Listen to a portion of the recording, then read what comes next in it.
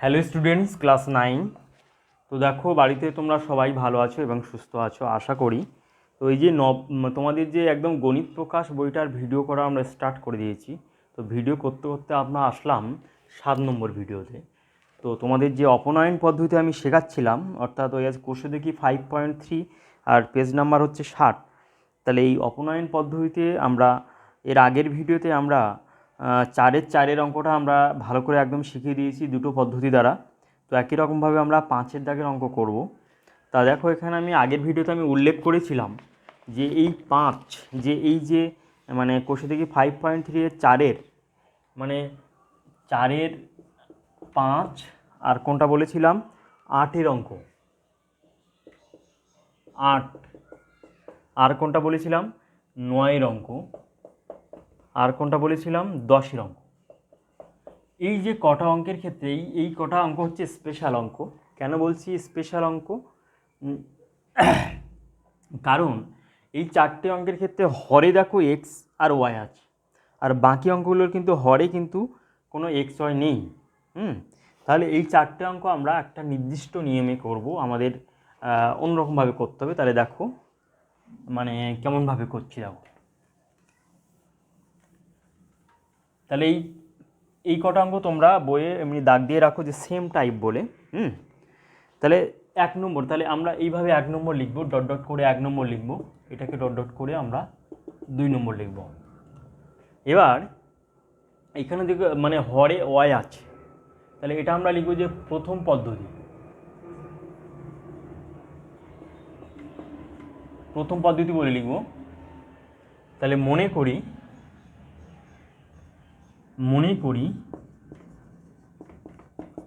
1/y সমান যে কোনো কিছু তোমরা ধরতে পারো, যে কোনো, চলো ধরো এম ধরো বা পি ধরতে পারো। মনে করি 1/y সমান পি, তাহলে 1 নম্বর ইমপ্লাইজ, তাহলে 1 নম্বর সমীকরণ ইমপ্লাইজ তাহলে 3x - 2p = 5, আর 2 নম্বর ইমপ্লাইজ x + 4p = 4। তাহলে দেখো রৈখিক সহসমীকরণের যে স্ট্যান্ডার্ড ফর্ম, যে ax + by = c, তাহলে এই ফর্মে আমরা প্রকাশ করতে পারলাম। তো অনেকের মনে প্রশ্ন আছে যে স্ট্যান্ডার্ড ফর্ম আমি দুটো লিখেছিলাম এর আগের ভিডিওয়, যে এই একটা ফর্ম ax + by + c = 0, তো একই তো জিনিস, তাই না? এখানে এ বি সি হচ্ছে যে কোনো বাস্তব সংখ্যা, আর কি হবে যে এ আর বি হবে নট ইকাল টু 0, এবং এক্স আর ওয়াইয়ের মান যদি 1 হয়, এখানে প্রত্যেকটা পাওয়ারে দেখো কোনো সংখ্যা নেই মানে 1 আছে, অর্থাৎ যে একটা রৈখিক সহসমীকরণ হওয়ার শর্ত কি, যে এটা হচ্ছে 2 চল বিশিষ্ট রৈখিক সহসমীকরণ হওয়ার শর্তটা হচ্ছে এই যে এখানে এক্সের পাওয়ার ওয়াইয়ের পাওয়ার যে দুটো চল থাকবে 2 চল বিশিষ্ট, সেই চলের পাওয়ার 1 হবে, আর এবিসি হবে বাস্তব সংখ্যা অর্থাৎ রিয়েল নাম্বার, আর এবিসি হবে নট ইকাল টু 0। তাহলে এই কটা শর্ত যদি মান্য করে, তাহলে আমরা এই সমীকরণকে বলবো একটা রৈখিক সহসমীকরণ 2 চল বিশিষ্ট। তাহলে আমরা বলতে পারি দুটো রূপ কিন্তু একই। কেন? কারণ এই সিটা তো যে কোনো বাস্তব সংখ্যা। এখানে যদি আমরা এটাকে ক্যালকুলেশন করি, তাহলে কী হবে ax + by = -c। তাহলে সিটা যেহেতু বাস্তব সংখ্যা, তাহলে বাস্তব সংখ্যা মানে প্লাসও হতে পারে মাইনাস হতে পারে। ওই জন্য জেনারেল ফর্ম যে রৈখিক সহসমী মানে একদম স্ট্যান্ডার্ড ফর্ম হয় এটা, না হলে যে কোনো একটাকে আমরা উল্লেখ করব, ঠিক আছে?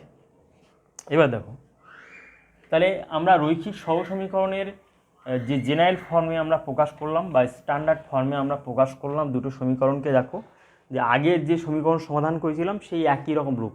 এখানে এর মান 3, এখানে বি এর মান -2, আর এখানে সি এর মান 5, এখানে এ এর মান হচ্ছে 1, এখানে বি এর মান 4, এখানে সি এর মান 4, ঠিক আছে? এবার দেখো, এবার আমরা কি করব, যে সহগ মিল করব। তাহলে দেখো, যদি আমরা দুটো সমীকরণে পি এর সহগ, এখানে মনে মনে মানে ভাবো যে ওয়াই আছে, মানে আগের সমীকরণের মতো, সেই ওয়াইয়ের জায়গায় এখানে পি আছে, একই ব্যাপার। তাহলে এখানে যদি এই দুটো সহগ সমান করতে চাই, অর্থাৎ পি এর সহগ, দুটো সমীকরণে পি এর সহগ সমান করতে চাইলে, তাহলে এখানে যদি 2 গুণ করি, তাহলে দেখো 2 আর 4 লসাগু 4, তার মানে এখানে 4 আছে, এখানে যদি 2 গুণ করি তাহলে কিন্তু আমাদের হচ্ছে। তাহলে এটাকে নাম্বারিং করব ডট ডট ডট 3 নম্বর সমীকরণ, আর এটাকে নাম্বারিং করব 4 নম্বর সমীকরণ। তা লিখব অতএব 3 নম্বর, তাহলে 3 নম্বর সমীকরণে শুধুমাত্র 2 গুণ করে দিলেই কিন্তু পি এর সহগ আমরা মিল করে মানে পাচ্ছি। আর যদি এক্স এর সহগ মিল করতাম তাহলে শুধুমাত্র 4 নম্বর সমীকরণে 3 গুণ করলেই কিন্তু এক্স এর সহগ এখানে মিলে যাচ্ছে। তাহলে লিখবো অতএব, তাহলে আমরা পি এর সহগ সমান করি, তাহলে 3 নম্বর সমীকরণের উভয় পক্ষকে কত দ্বারা গুণ করব? 2 দ্বারা। তাহলে 2 দ্বারা গুণ করে পাই, 2 দ্বারা গুণ করলে তাহলে কী হবে? 3 দুগুণ 6x minus 4p equal to 10। তাহলে 3 নম্বর ইমপ্লাইজ, 3 নম্বর ইমপ্লাইজ, হ্যাঁ 3 নম্বর ইমপ্লাইজ দিয়ে আমরা লিখলাম যে 6x, দেখো এখানে 2 গুণ করলে 3 দুগুণ 6, এখানে 2 দুগুণ 4, এখানে 5 দুগুণ 10। আর 4 নম্বর সমীকরণে আমরা কিছু গুণ করব না, তাহলে 4 নম্বর ইমপ্লাইজ দিয়ে লিখব, 4 নম্বর ইমপ্লাইজ।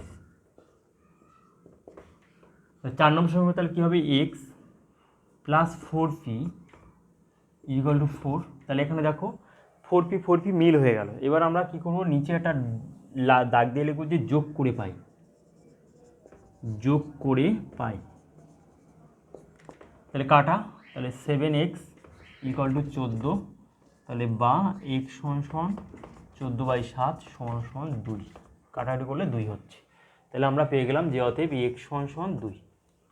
ভালো করে লক্ষ্য করো যে x সমান আমরা 2 পেয়ে গেলাম।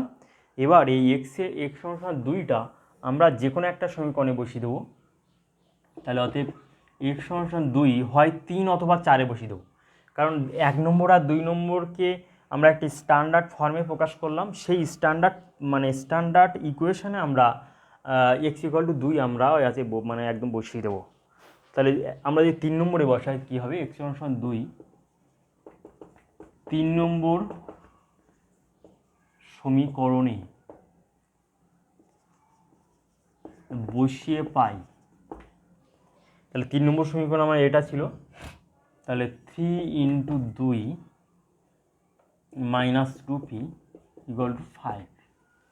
তাহলে কী হবে? 6 মাইনাস 2p ইকুয়াল টু 5। তাহলে বা কী হবে? Minus 2p equal to 5 minus 6, তাহলে বা কী হবে? মাইনাস 2p ইকুয়াল টু -1, উভয়পক্ষে -1 কাটা, তাহলে বা কী হবে? p সমান 1/2। তাহলে p এর মান আমরা কত পেয়েছিলাম? p এর মান এখানে আমরা ধরেছিলাম 1/y। তাহলে বা লিখতে পারি যে 1/y সমান 1/2, কোনাকুনি গুণ করে দিলে অতএব y সমান 2। এখানে ব্র্যাকেট লিখে দাও যে p এর মান বসিয়ে পাই, p এর মান বসিয়ে পাই, এই কথাটা লিখে দাও। তাহলে x এর মান 2 পেয়ে গেলাম আর y এর মান 2 পেয়ে গেলাম। তাহলে আমরা লিখব যে অতএব নির্ণেয় সমাধান x সমান 2 আর y মান 2 পেয়ে গেলাম। এই আনসারটা এইভাবে না লিখে তোমরা এভাবেও উত্তর লিখতে পারছো যে x সমান y সমান 2, এভাবেও উত্তর লেখা যেত। এবার দেখো উত্তর ঠিক আছে না ভুল আছে। এখানে x এর মান 2 বসাও, তাহলে 2 বসালে 3 × 6, আর এখানে y এর মান 2 বসে 2/2, তাহলে 1 হচ্ছে, তাহলে 6 থেকে 1 বিয়োগ করলে 5 পেয়ে যাবে। একই রকমভাবে এখানেও বসালে 4 পেয়ে যাবে। দেখো এখানে 2, তাহলে এখানে 4/2 মানে 2, তাহলে 2 আর 2 4, ঠিক আছে। মানে তারপরে এখানে তো মানে এইখানে যদি মানে উত্তর চেক করতে চাও তাহলে এইখানে p এর মান বসাও আর এখানে x এর মান বসাও, বসালে দেখবে 5 পেয়ে যাবে, ঠিক আছে। তাহলে এইভাবে আমরা ক্যালকুলেশন করব যে হরে যদি y থাকে, অর্থাৎ এর পরে যে ইকুয়েশান আছে যে 8 নম্বর ইকুয়েশানে 9 নম্বর 10 নম্বর এইগুলোতে যে হরে যেহেতু y আছে, তাহলে আমরা এইভাবে একটা কিছু সামথিং মানে ওয়াজে ধরে নিয়ে আমরা করব। এখন প্রশ্ন হচ্ছে যে অনেক স্টুডেন্ট বুঝতে পারছে না হয়তো যে এখানে 2/y-কে এখানে কী করে 2p হলো, এখানে 4p হলো। তার মানে এই 2/y মানে আমরা লিখতে পারি, এই 2/y-কে আমরা কি লিখতে পারি যে 2 × 1/y। 2/y-কে যদি আমরা মানে ভাঙি তাহলে 2 × 1/y লিখতে পারি। তাহলে এখানে 2 × তাহলে এখানে p এর মান এখানে p ধরলাম, p সমান 2p। একই রকমভাবে 4/y মানে 4 × 1/y, তাহলে সেখানে 4p। তাহলে এইরকমভাবে আমরা 2p এবং 4p এরকমভাবে পাচ্ছি। তাহলে বুঝতে পারলে অঙ্কটা তোমরা সবাই। যদি ভিডিওটা তোমাদের ভালো লেগে থাকে তাহলে অবশ্যই লাইক করবে। হ্যাঁ, যদি মানে এর পরের ভিডিও যদি পেতে চাও তাহলে অবশ্যই চ্যানেলটাকে একদম সাবস্ক্রাইব করবে এবং পাশে থাকা যে অল নোটিফিকেশন আছে সেটাকে অন করে রাখবে এবং বন্ধুবান্ধবদের শেয়ার করবে। যে সমস্ত এলাকায় প্রত্যন্ত জায়গায় মানে স্টুডেন্টরা এইভাবে অঙ্ক শিখতে পারছে না তাদের জন্য অবশ্যই শেয়ার করবে। ওকে, তাহলে এবার দেখো দ্বিতীয় পদ্ধতি দ্বারা অঙ্কটা আমরা সমস্যার সমাধান করব। দেখো তাহলে, তো দেখো দ্বিতীয় পদ্ধতি দ্বারা অঙ্কটা সমস্যার সমাধান করতে পারি যেমনভাবে নর্মাল মেথড 1 নম্বর আর এটাকে 2 নম্বর সমীকরণ করো। যে আগের অঙ্কগুলো যেভাবে করলাম, যে এখানে হয় এক্সের সহগ এখানে ওয়াইয়ের সহগ এখানে মিল করে দেবো, তো আমরা এভাবেও করতে পারি যে 1 নম্বর সমীকরণের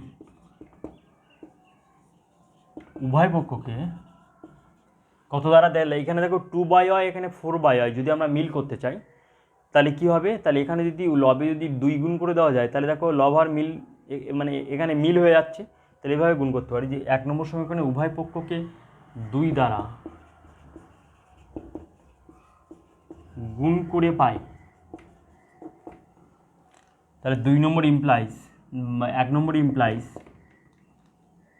তাহলে 2 নম্বর সমীকরণ আর কিছু গুণ করার দরকার নেই কারণ এখানে 4 আছে।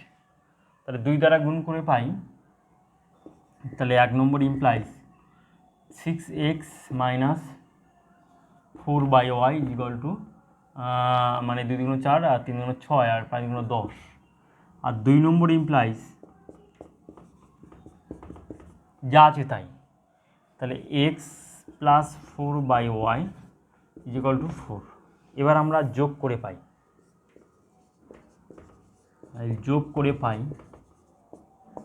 তাহলে এটা দেখো প্লাস 4y আর মাইনাস 4y, তাহলে এখানে কাটা মানে কেটে দিলাম। তাহলে 7x সমান 14, তাহলে বা x সমান 14/7 সমান 2 তাহলে অতএব x সমান 2 পেয়ে গেলাম। একই রকমভাবে এই x এর মান আমরা যে কোনো সমীকরণে বসিয়ে দাও, তাহলে অতএব x ইকুয়াল টু 2 1 নম্বর সমীকরণে বসিয়ে পাই,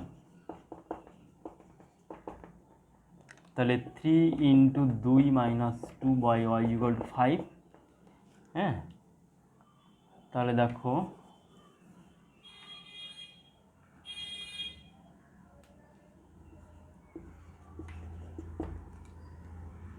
6 - 2/y ইকুয়াল টু 5, তাহলে বা -2/y ইকুয়াল টু 5 - 6, তাহলে বা -2/y ইকুয়াল টু -1, উভয়কে -1 কাটা কোণাগুণি গুণ, তাহলে অতএব y সমান 2।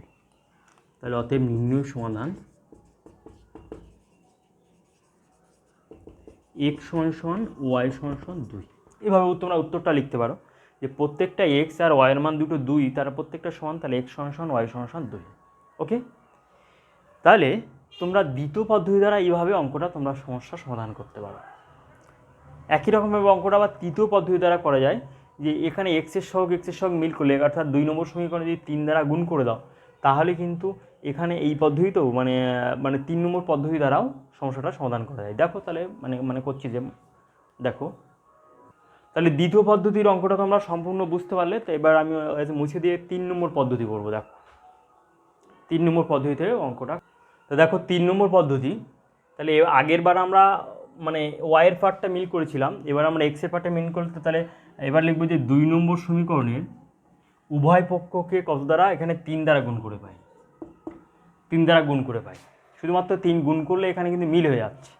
তাহলে এবার আমরা লিখবো যে অতএব 1 নম্বর সমীকরণ implies 3x - 2/y equal to 5।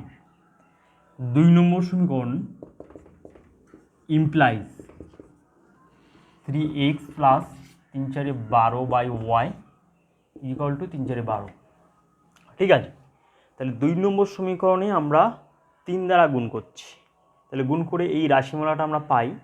এবার দেখো যে এখানে যেহেতু 3x এর আগে প্লাস আছে, এখানে প্লাস আছে, তাহলে আমাদের বিয়োগ করতে হবে। তাহলে আমরা লিখব যে অতএব বিয়োগ করে পাই, বিয়োগ করে পাই,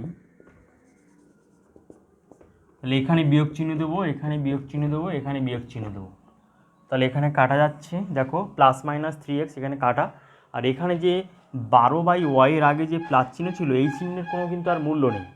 এখানে 12-এর আগে যে প্লাস চিহ্ন ছিল এই প্লাস চিহ্নের মূল্য নেই, এখন আছে মাইনাস চিহ্ন, এখানেও আছে মাইনাস চিহ্ন। আর এখানে প্লাস মাইনাস 3x এখানে কাটা যাবে, এখানে 3x-এর আগে যে প্লাস চিহ্ন ছিল সেই চিহ্নের কোনো আর মূল্য নেই। ওকে, এবার তাহলে বিয়োগ করলে তাহলে এটা কী হবে, এটা তাহলে মাইনাস, তাহলে দেখো এখানে -2/y আর -12/y, তাহলে আমরা এখানে পাচ্ছি অ্যাকচুয়ালি কি যে -2/y আর -12/y এরকম একটা টার্ম পাচ্ছি। ইকুয়াল টু এখানে কী পাচ্ছি যে এখানে 12, তাহলে এখানে -12 আর এখানে +5, তাহলে আছে -7 হবে, এখানে লিখবো -7। বুঝতে পারলে ব্যাপারটা? এখানে দেখো যে বড় সংখ্যার চিহ্ন কিন্তু এখানে প্লাস আর নেই, এখানে আছে মাইনাস। একই রকমভাবে এখানে মাইনাস আছে আর এখানে প্লাস নেই, এখানে আছে মাইনাস, তাহলে দুটো এইভাবে লিখলাম যে মাইনাস আকারে এইভাবে লিখলাম তার যোগফল আকারে। তাহলে এখান থেকে একটা মাইনাস কমন নিলে কী হবে, তাহলে 2/y minus plus 12/y equal to -7। উভয় পক্ষে মাইনাস চিহ্ন কাটা। এই উভয় পক্ষে মাইনাস চিহ্ন কাটাটা আমি শেখাই, যেখানে সমান সমান চিহ্ন এপাশে মাইনাস আছে, এপাশে ধরো -3 আছে, এপাশে -3 আছে, বা এখানে 4 আছে ধরো, তাহলে মাইনাস চিহ্নগুলো তোমরা এইভাবে কাটবে, আড়াআড়িভাবে কাটবে। হ্যাঁ, এইভাবে আড়াআড়ি কাটবে। মাইনাস চিহ্ন যদি উভয় পক্ষে যদি থাকে তাহলে এইভাবে কাটবে না, তোমরা একটুখানি এই দাগটা দিয়ে একটু আড়াআড়িভাবে কাটবে। ওকে, তাহলে আমরা এটাকে ক্যালকুলেশন করতে হবে। তাহলে এখানে দেখো কী হবে, এখানে লসগু হবে এখানে y, তাহলে 2 + 12 = 7, তাহলে বা 12, 13, 14/y = 7/1, কোনাকুনি গুণ করে দাও, তাহলে 7y = 14, তাহলে বা y = 14/7 = 2, তাহলে অতএব y = 2। এবার আমরা লিখব যে y এর মান 2টা যে কোনো সমীকরণে বসিয়ে দিয়ে আমরা x এর মান পেয়ে যাব। হ্যাঁ, তাহলে দেখো, তাহলে অতএব y = 2 1 নম্বর সমীকরণে, 1 না হলে 2, যে কোনো একটাতে বসাও, 1 নম্বর সমীকরণে বসিয়ে পাই, তাহলে y এর মান 2, তাহলে 3x - 2/2 = 5, 2 2 কাটা, তাহলে কি হবে 3x - 1 = 5, তাহলে বা 3x = 5 + 1, তাহলে বা 3x = 6, তাহলে বা x = 6/3, তাহলে অতএব x এর মান পেয়ে গেলাম 2। তাহলে অতএব নির্ণয় সমাধান আমরা এইভাবে লিখতে পারি, x = 2 বা y = 2, এভাবে লিখতে পারি। ওকে, তাহলে আশা করি তোমরা তৃতীয় পদ্ধতি দ্বারা অঙ্কটা শিখতে পারলে। 4 নম্বর আরও একটা পদ্ধতি হয়, কেমনভাবে, যে ফার্স্টের পদ্ধতি দেখবে এখানে আমরা 2p আর এখানে 4p মানে করলাম, সেখানেও যদি আমরা এক্সের সহগ দুটো যদি মিল করে p এর মান বের করতাম, সেটাও কিন্তু আরও একটা পদ্ধতি হতো। তাহলে ওই 4 নম্বর পদ্ধতিটা তোমরা নিজেরা করে নেবে, আমি আর করছি না, আমরা নেক্সট অঙ্কের দিকে চলে যাব বা নেক্সট ভিডিওর দিকে চলে যাব। ওকে, তাহলে এই সমস্ত অঙ্ক ভিন্নভাবে ব্যাখ্যা করে ভিন্নভাবে পদ্ধতিতে তোমাদের শেখানোর একটাই উদ্দেশ্য, যে অঙ্কটার সম্বন্ধে একটা ক্লিয়ার কনসেপ্ট তৈরি হওয়া। ঠিক আছে, তাহলে যে কোনো অঙ্ক সম্বন্ধে এইভাবে একটা ক্লিয়ার কনসেপ্ট যাতে তৈরি হয়, যে এই ভিন্ন পদ্ধতিতে অঙ্কটা তোমাদের শেখাচ্ছি এই কারণে, আমি তো একটা পদ্ধতি দ্বারা অঙ্ক শিখিয়ে তো আমি স্টপ করে দিতে পারতাম, কিন্তু কেন আমি ভিন্ন পদ্ধতিতে অঙ্ক শেখাবো, এই কারণে যে এই অঙ্ক সম্বন্ধে একটা ক্লিয়ার কনসেপ্ট তৈরি হবে। এই ক্লিয়ার কনসেপ্টটা যখনই তৈরি হবে তখন তোমরা কি হবে, যে পরবর্তীকালে সায়েন্স নিয়ে পড়তে পারবে। যেহেতু মাধ্যমিক দেওয়ার পরে তোমরা সায়েন্স নিয়ে পড়তে পারবে এবং মাধ্যমিকে 100তে 100 পাওয়ার একটা সম্ভাবনা থাকবে। ওকে, তাহলে মাধ্যমিকে যদি তোমরা সায়েন্স নিয়ে পড়তে চাও, এই সায়েন্সের 2 রকম আছে, একটা হচ্ছে পিওর সায়েন্স, সায়েন্সের দুটো ভাগ আছে, একটা হচ্ছে পিওর সায়েন্স আর একটা হচ্ছে বায়ো সায়েন্স। পিওর আর বায়ো, তাহলে পিওর সায়েন্স নিয়ে পড়তে গেলে তোমাদের অবশ্যই অঙ্কটা মেন সাবজেক্ট হিসেবে রাখতে হবে। আর বায়ো সায়েন্স হিসেবে পড়তে গেলে তোমাদের অঙ্কটা কিন্তু 4th সাবজেক্টে চলে যাবে। হ্যাঁ, তাহলে পিওর সায়েন্সের কথার অর্থ অবশ্যই বুঝতে পারছো যে অঙ্কটা অবশ্যই থাকবে। আর এই যে ভৌত বিজ্ঞান এবং কেমিস্ট্রি এগুলো তো থাকবেই থাকবে, অঙ্কটা থাকলে তাকে বলবো আমরা পিওর। ওকে, আর বায়ো সায়েন্সের মধ্যে কিন্তু অঙ্ক নেই, তোমার কেমিস্ট্রি এবং ফিজিক্স এগুলো থাকবে, মানে বিশেষ করে কেমিস্ট্রি নিয়ে মানে রাখা যায়।